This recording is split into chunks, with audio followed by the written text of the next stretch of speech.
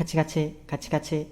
이제 후지 카제라는 가수의 키라리라는 노래를 들어볼 건데요. 네. 요청이 좀 많았어요. 이게 아마 작년 전반기에 나왔나? 뭐 그런 노래인데 나왔을 때부터도 요청이 있었고 이 전 노래들도 요청이 있었는데 우리 채널 초창기 때 사람들이 이분 뭐 라이브 링크도 뭐 달아주고 그래서 네. 그때 들어봤는데 좋은데 딱히 이게 코멘트 하기가 어려워서 안 하다가 워낙 지금 일본에서 인기가 있어서 지금 현재 일본에서 이런 노래도 인기가 있다. 뭐 그런 거를 한번 같이 들어보는 느낌으로 네. 해보려고 해요. 荒れ狂う季節の中を二人は一人きりさらり 차라리 귀엽다. 가사가 이해하기가 약간 힘든 게 이게 라임을 맞추고 있거든, 끝을요. 나 처음에 무슨 뜻인지 몰랐어, 정확히는. どこにいたの探してたよ連れてって連れて 완전 요즘 사운드. 그쵸? 이게 네. 季節の中も空襲の中も君とならばさらにさらに 나도 이거 사운드를 좀 집중해서 듣는 건 처음인 것 같네. 너무 좋은데요? 약간 가사 내용이 저 원래 가사 많이 생각하는데 별로 관심이 안 가요. 사운드가 너무 좋아서 멜로디랑 무슨 내용인지도 모르긴 하겠지만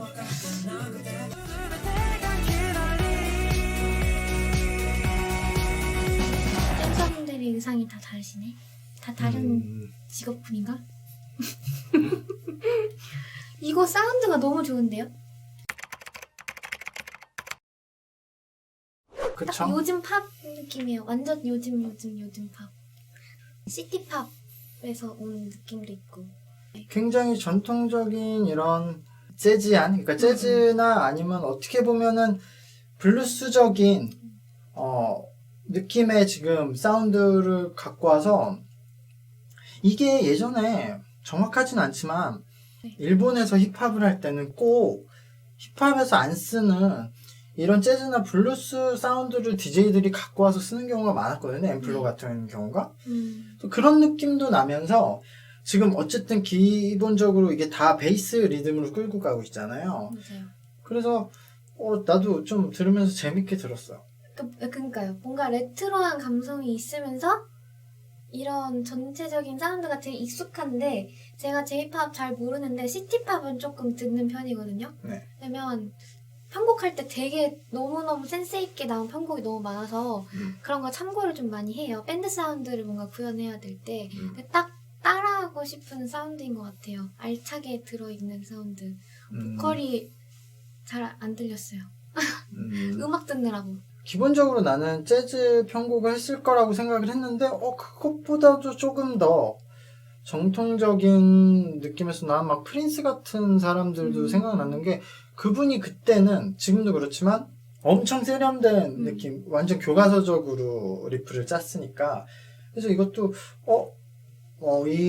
그 후지카즈가 이렇게도 했구나라는 생각이 들어서 어쨌든 이 친구가 나이가 어린 걸로 알아요. 난 나이가 많을 줄 알았는데 20대 초반이고 그 데뷔는 18년도 후반인가 19년도 초에 했었고 싱어송라이터고 원래 피아니스트로 알고 있어요. 그러니까 피아니스트까지 말을 해도 어쨌든 피아노를 치면서 제가 이분 그 채널에 가봤는데 12년 전부터 네. 채널이 개설됐더라고. 12년 전. 뭘로 올렸어요 계속? 자기 노래? 그때는 아니 자기 피아노 치는 거. 12년 전부터. 그래서 와.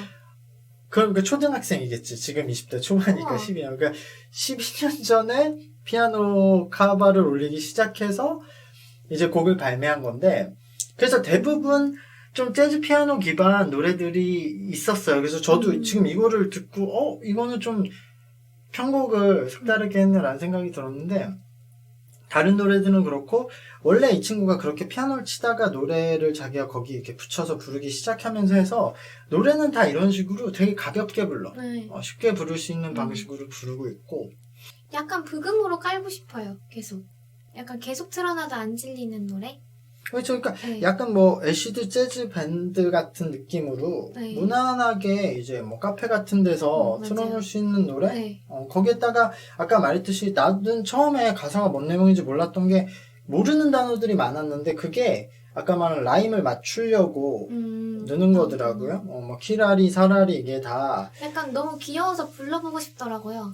음. 그 어감이 예쁘게 들리던데. 그러니까 네. 난 그 단어들 처음 들었어. 그래서 원래 반짝이다가 일본에서 키라키라인데 키라리가 반짝임 이 정도로 뭐 얘기를 하나 봐요. 키라리. 그래서 난 키라리란 말 처음 들었고 사라리도 처음 들었는데 계속 그런 내용들이 나와서 처음에는 뭔 내용이야 이랬는데 이분이 굉장히 이렇게 막 라이브 하는 걸 보면 되게 자유롭게 해. 막 피아노 치면 쳤다가 막 돌아다녔다 노래했다 해서 이 가사도 좀 그런 느낌이야.